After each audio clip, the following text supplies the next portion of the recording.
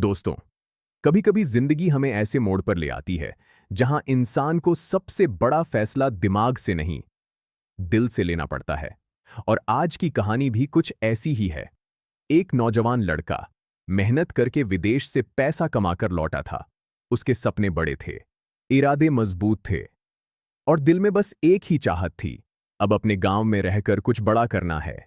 लेकिन उसे क्या पता था कि जिस दिन वो मजदूर ढूंढने निकलेगा, उसी दिन उसकी किस्मत उसे एक ऐसी लड़की से मिलवा देगी जिसकी आंखों में दर्द होगा, गोद में बच्चा होगा और चेहरे पर मजबूरी।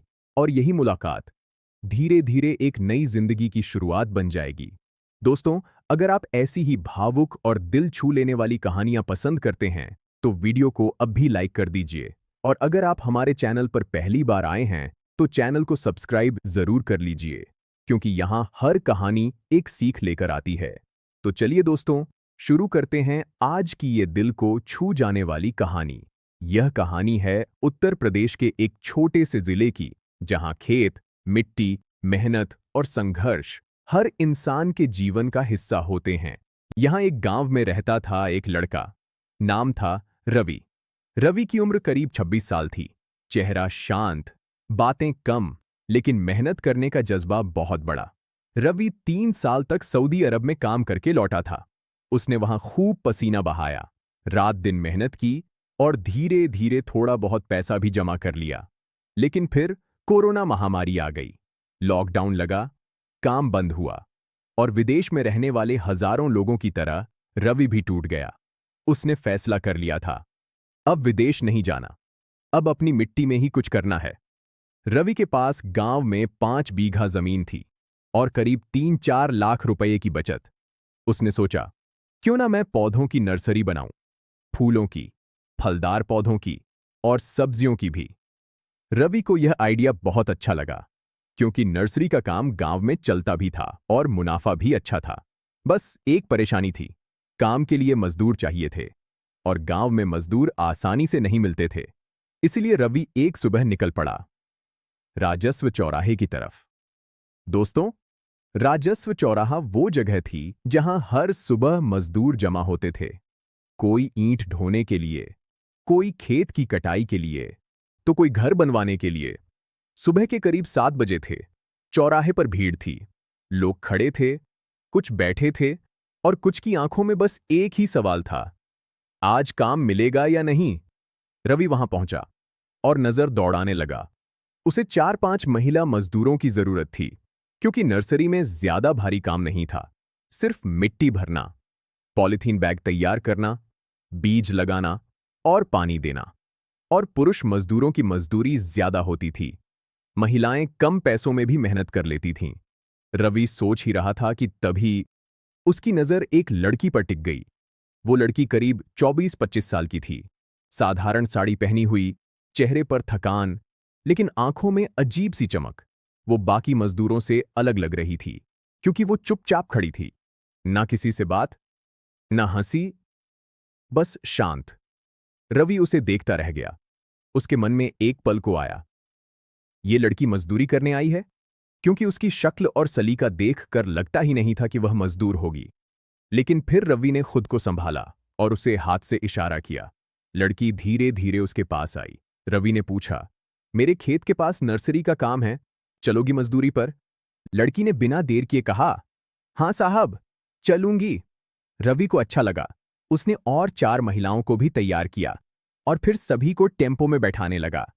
लेकिन दोस्तों, जैसे ही वो लड़की टेम्पो की तरफ बढ़ी, रवि की नजर पास के चबूतरे पर गई। वहां एक छोटा सा बच्चा सो रहा था, लगभग 8-9 महीने का। लड़की ने उसे धीरे से उठाया, गोद में लिया और टेम्पो में चढ़ने लगी। रवि चौंक गया। उसने तुरंत कहा, अरे ये बच्चा किसका है? लड़की ने सीधा जवाब दिया, साहब, मेरा बच्चा है। रवि का चेहरा बदल गया। उसने कहा, तुम बच्चे को लेकर काम करोगी? काम कैसे कर पाओगी? बच्चा रोएगा, परेशान करेगा। लड़की ने हाथ जोड़कर कहा, साहब, मैं काम कर लूंगी, ये बच्ची ज्यादा परेशान नहीं करती। लेकिन रवि को डर लग रहा था। उसे लगा कि काम बिगड़ जाएगा। उसने साफ मना कर दिया, नहीं, माफ करना, तुम नहीं चल सकती। दोस्तों, ये सुनते ही लड़की का चेहरा उतर गया। वो बिना कुछ बोले वापस उसी चबूतरे पर बैठ गई, बच्चे को गोद में लेकर और आंखों में आंसू छुपाकर। रवि ने देखा, लड़की की आंखें भीग रही थीं, पर रवि मजबूर था। उसे काम चाहिए था। उसने दूसरी मजदूर ढूंढी और बाकी महिलाओं को लेकर चला गया। लेकिन जाते जाते उसका दिल एक बार फिर पलटा। उसने पीछे देखा, लड़की वहीं बैठी थी, बच्चे को चुप करा रही थी और उसकी नजर रवि पर टिकी थी, जैसे कह रही हो, काम नहीं मिलेगा तो घर कैसे चलेगा। रवि को अजीब सा अपराध बोध हुआ, पर उसने गाड़ी आगे बढ़ा दी। पूरा दिन नर्सरी में काम चलता रहा। महिलाएं मिट्टी भर रही थीं। रवि बीज और पौधों का हिसाब कर रहा था। शाम को रवि सभी को मजदूरी देकर वापस चौराहे छोड़ आया। रात को घर पहुंचकर भी रवि का मन बेचैन था। उसके सामने बार बार वही लड़की का चेहरा आ रहा था। वो नम आंखें, वो बच्चा और वो चुप्पी। रवि ने खुद से कहा, शायद मैंने गलत किया। बच्चा लेकर भी कोई काम ढूंढने आई है, मतलब मजबूरी बहुत बड़ी होगी। अगली सुबह रवि फिर मजदूर लेने पहुंचा। और दोस्तों, वो लड़की फिर वहीं खड़ी थी। वही बच्चा, वही थकान और वही उम्मीद। लेकिन आज रवि ने उसे खुद बुलाया। मधु, इधर आओ। लड़की चौंकी। आपको मेरा नाम कैसे पता? रवि मुस्कुराया। कल किसी से पूछ लिया था। चलो, आज तुम भी चलो। दोस्तों, उस लड़की की आंखों में चमक आ गई, जैसे उसे पहली बार लगा हो कि दुनिया में अभी भी अच्छे लोग बचे हैं।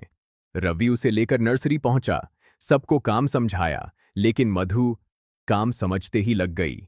उसके हाथों में सफाई थी, उसकी गति तेज थी और सबसे बड़ी बात, वो चुपचाप काम कर रही थी।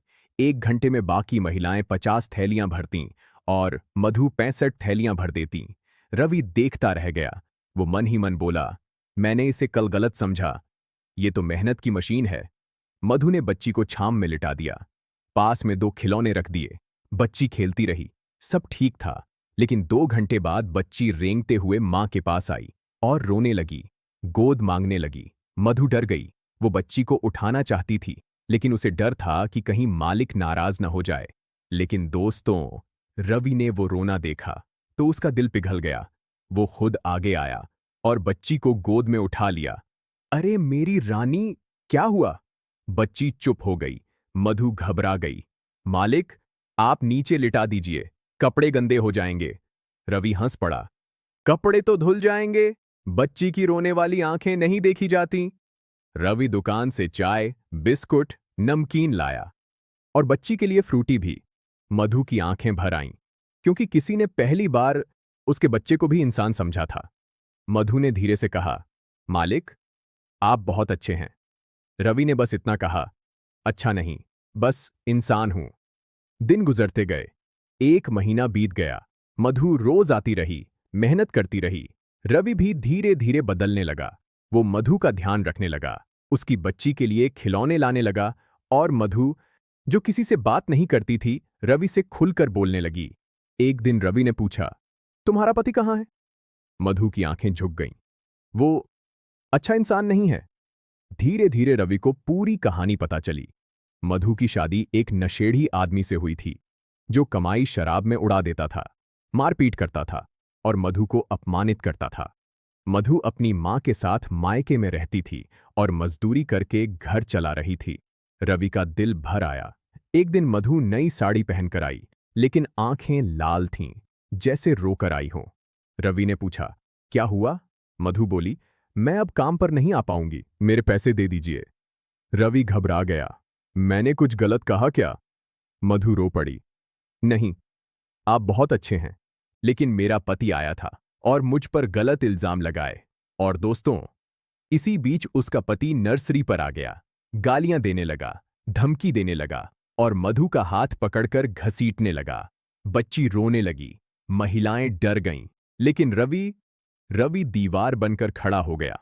उसने कहा, बस बहुत हुआ, अब इसे हाथ लगाया तो ठीक नहीं होगा।